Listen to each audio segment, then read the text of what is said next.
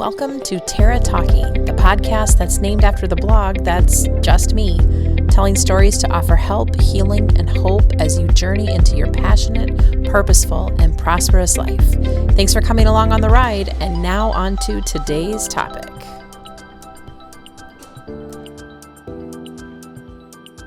So, a few weeks ago when I had put that post up about, or a poll up, what is it that you guys want to start talking about? What is it that's kind of weighing on your mind? Where are you going?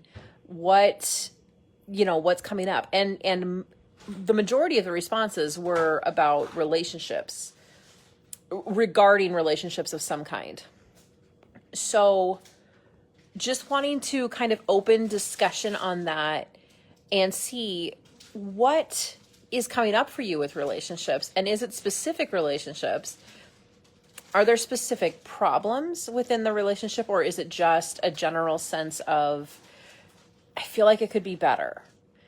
And if so, if you're comfortable, now I can take your story and just, kind of answer your questions anonymously if you want to send them to me as a direct message, private message, whatever you want to call it. Or you can email me. And again, you can say, if you want to, I don't necessarily need to give names if it's an email, but if you want to drop something in the comments here. Anyways, what's coming up for you when it comes to relationships? What is your relationships from you to other people? And I wanted to start by talking tonight about your relationship with yourself, because we tend to think of when there's relationship problems, when it's, maybe with a husband or a best friend or parents or children, that it's something that we need to fix between us.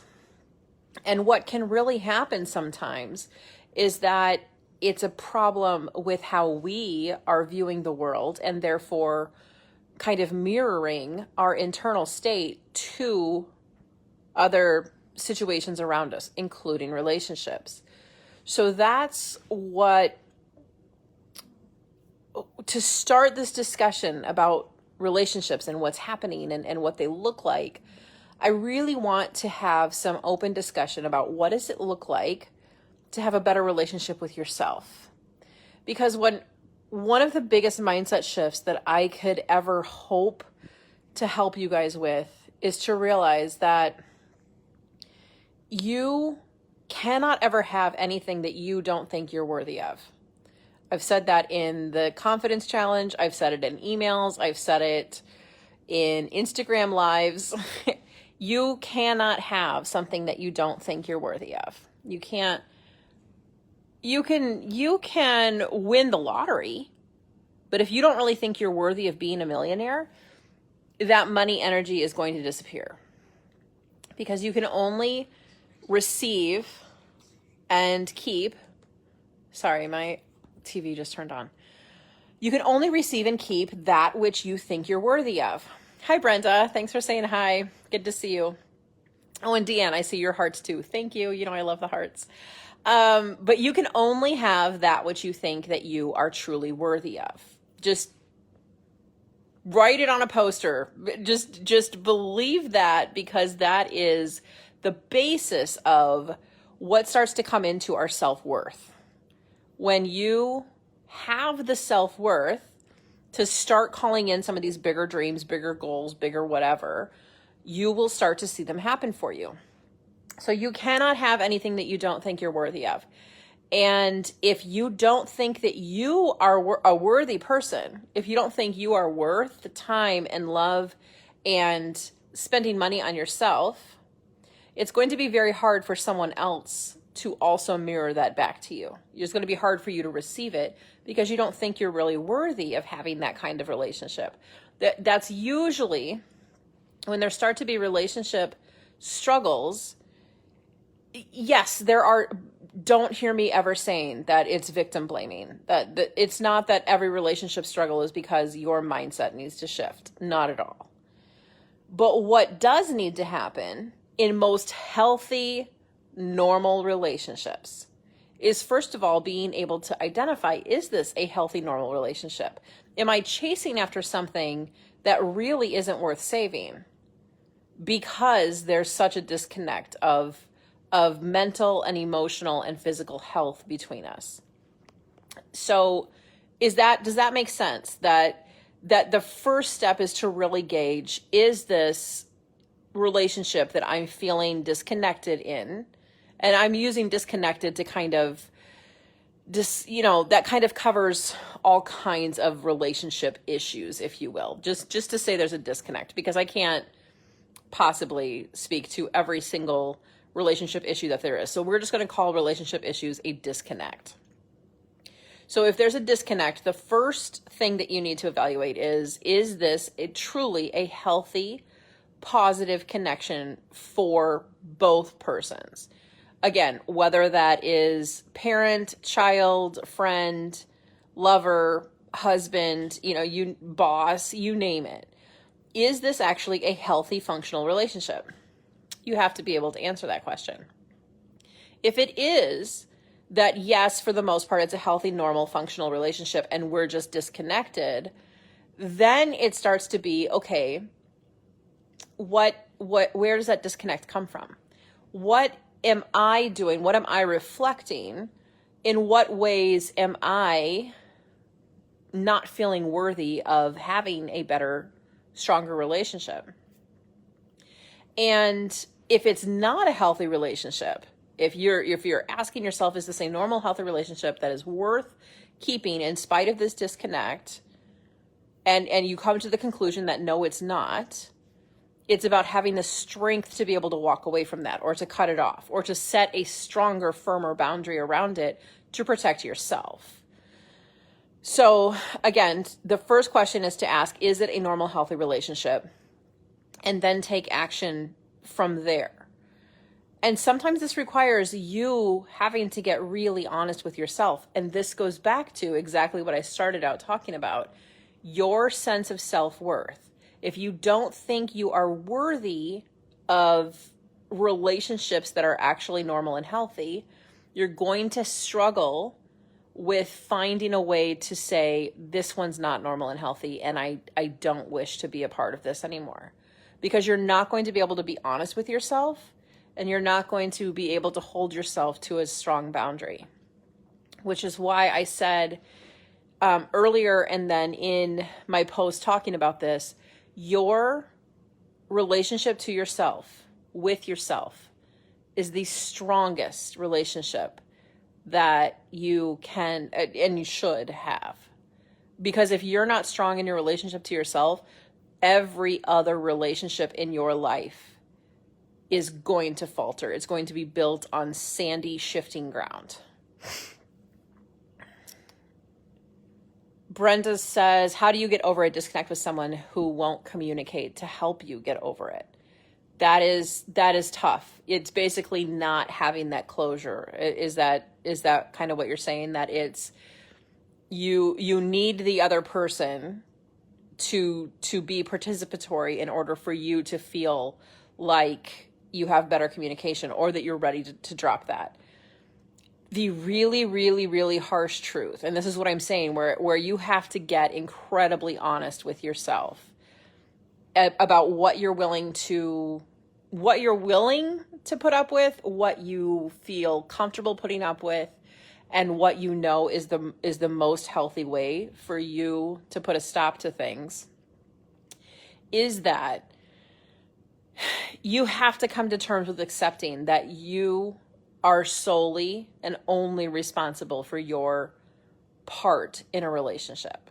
When there is a relationship that has become so disconnected that the other person is not ready and willing to participate in communication, that is a disconnect of the level that it needs to have a strong boundary around it. You cannot continue to pour energy into something that is that broken. You can make a last attempt. You can write a final letter and just say, whether or not you read this, I'm getting it off my chest. You have to find within you that energy to be able to say, I'm walking away from this. It even if there's no closure. Closure is a story that we've told ourselves that we deserve. It feels good, right? It feels good to be able to close the chapter on that book and to walk away from something. One of my favorite all-time movies is a movie called The Life of Pi. And just to give you a summary in case you haven't seen it, it is essentially a story. You never know if it's a true story or if it's just a made-up story, if it's a hallucination. But basically this boy gets shipwrecked with a tiger on a boat in the Indian Ocean for like a year, some insane amount of time. Maybe it's only like 8 or 10 months. I don't remember.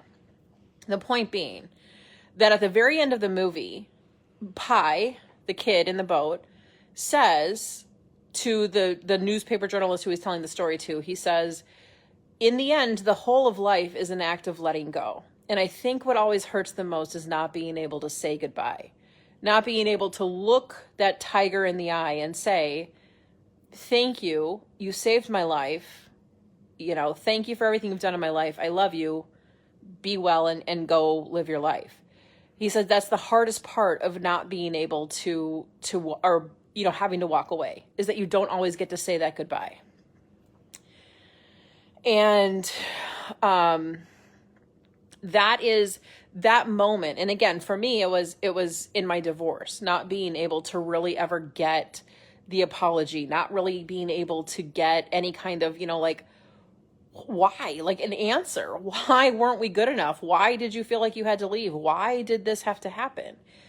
It's a very tough lesson to learn, but I'll tell you what, when I was able to get the strength to be able to say, I don't need those answers, I can move forward without those answers because I'm choosing to set this heavy question mark down. I was carrying it around almost like it was my cross to bear, just a 30-pound weight in a backpack that I was lugging around every day. Why? I deserve an answer.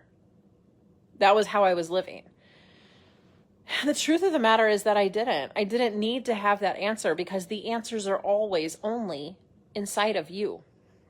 You have the best answers for your own life. You do.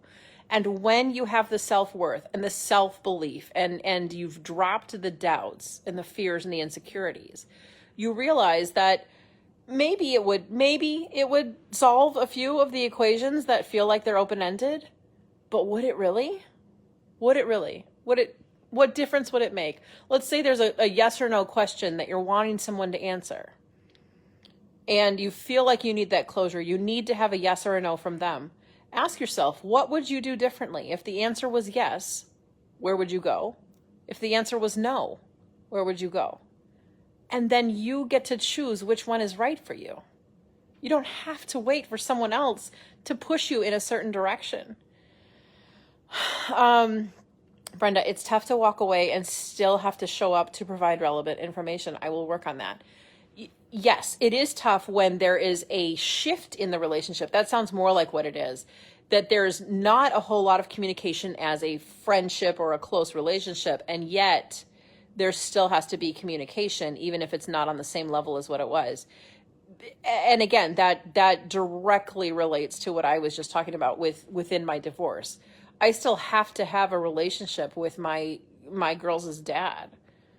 And it is tough because there are times when it's like, for 21 years, this man was my life, and now all of a sudden it just has to shift. So there has to be this, I never got the answers. I never got the closure. And yet I still have to move on. I still have to be the new person that I am in the new relationship that he and I have to have.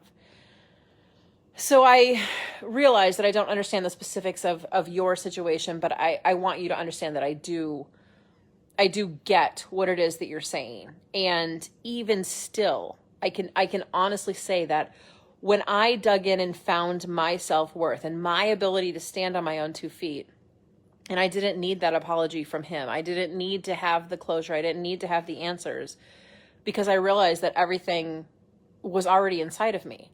Whichever way the wind was going to blow, I already knew which way I was preferring, which way I was going to raise my sails and go. And when you really can center into your own feelings and views on who you are and what you want and what direction you're going, You have that same power and strength inside of you. So that is really what it comes down to, is this ability to have your own 2 feet underneath you, to know that who you are is enough. What you want is enough. What you want is good. And where you're going is exactly where you're supposed to be going, because you trust and know and love yourself so deeply that you're able to hear that voice from inside of you. You're not waiting for someone else to say it. You're not waiting for direction from outside of you. You know inherently that when you have what you need right in your own heart, then you're able to move forward in strength and grace and courage and clarity and confidence. Have you guys heard me talk about those? I know you have. Vicky, not having closure is finally okay for me. Oh, that statement is so powerful. Not having closure is finally okay for me. And like you said, powerful. It is powerful to be able to take that power back, to say, I'm not dangling my energy out here waiting for someone else to close this door. You get up off the couch and go grab that door and slam it shut for yourself if that's what you need to do. Because my gosh, as women, that is exactly what we are powerful enough to do. And I realize that there's so many, Vicky, I can't even begin to imagine specifics of what it is that is, when you say that, what that means. I think I know a little bit of what that means, but again, it's always run through each individual's filter. But at the end of the day, you being able to say that is true strength. And I hope that you own that. I hope that you inherently rely on that strength to be able to say that. Not having closure is finally okay. Because it is okay. It is absolutely okay to not get that closure and to say, I'm okay in spite of that. I'm worth getting up and shutting this door so that my energy can be directed in another way. My love can be directed somewhere else. My desires can be, kind of condensed into a specific way of being. So powerful. And that is exactly the kind of powerful experience that I truly want for each of you. Whether you're listening to this live, whether you maybe catch a snippet of the replay, or whether you never hear this particular video, but you're here in this group, you're here in my world, you're on the email list, you're seeing some of the stuff. Because I spent so much time waiting for someone else to give me my power back, to give me that closure, to be able to say, here's all the reasons why I screwed your life up. I wanted there to be a reason outside of myself. And the biggest and best key was realizing all of that was already inside of me. And that's really the I guess the sum of all the parts of what I wanted to say tonight, is that you are a very powerful and worthy and sufficient human being. And your relationship with that, with yourself, with being able to understand and believe and know that, and wake up each day and live that, that's how you get from point A to point B. That's the transformation. That is when you stop waiting to live your life and you start thriving in an abundant life that you design. And it can just, once you stand up and own your power, watch your other relationships start to gel, start to reconnect, start to just fulfill you in a way that I can't even put into words for you. That's my biggest wish and biggest dream for all of you. That's what I hope you grow with the flow through. Vicky, amen. Thank you. Yes, preach. I'm over here preaching in the middle of my poorly lit living room. But yeah, so that's what I think I want to end it on tonight, that you know for yourself what you're worth. If this video is bringing up other questions for you, if you see the title and you instantly think of a question, but you're afraid to ask it, don't be afraid. I don't bite. None of the other women in here bite, I don't think. But no, we are all here to support and love each other. Ask your question in this post. Send it to me in a message. Send it to me in an email if you need to. But let's work through this for you, because I lived so many years in that painful place of waiting for someone else to come along and be my rescuer, be my fixer, be my, answer to all of the prayers. And what I missed was that every day when I was waking up and looking in the mirror, I was my own answer to prayer. I was my own strength. I was my own fixer. And that's not to say that I have this overwhelming sense of ultra independence. I did. And I thought that being that independent was, I don't know, some badge of honor that I got to wear. And I was so wrongly independent. I was not seeing where I had the strength, but I was pushing away anything that could have been that help that I needed. This feels like we're entering into other video territory, and my voice is about to go, so we will come back and revisit this. I'm going to try to be live in here every night this week, talking about different aspects of relationships. So again, if you have a specific question, a specific situation, I want to hear it. I want to be able to share with you everything that I've learned.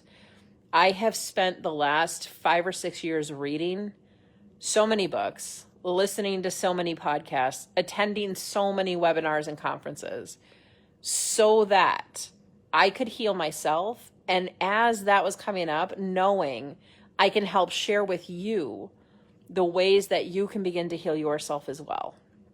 I can help lead you through that so that you don't have to spend so many nights like I did, crying myself to sleep, feeling like it was all for nothing, feeling like there's got to be more to life than this, but am I worth it?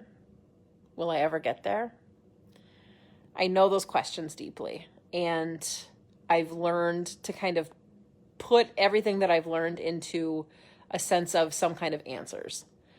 So let's help you guys find those answers. Let's help you figure out what is the blocks. In what ways are you blockading yourself from seeing and owning your own strength and loving yourself enough to know that you're worthy of everything that you desire in life. So thank you so much to those of you who are here, who asked the questions, who shared. Brenda, Vicky, Deanne, I know there were a couple of others of you at the beginning. So thank you so much. I love you all from the bottom of my heart. I'm so grateful that you're here. If this resonates with you and you think a friend needs to hear it, invite them into the group. Let them hear it. Thanks again for listening to this episode of Terra Talking. I'd love to hear your thoughts.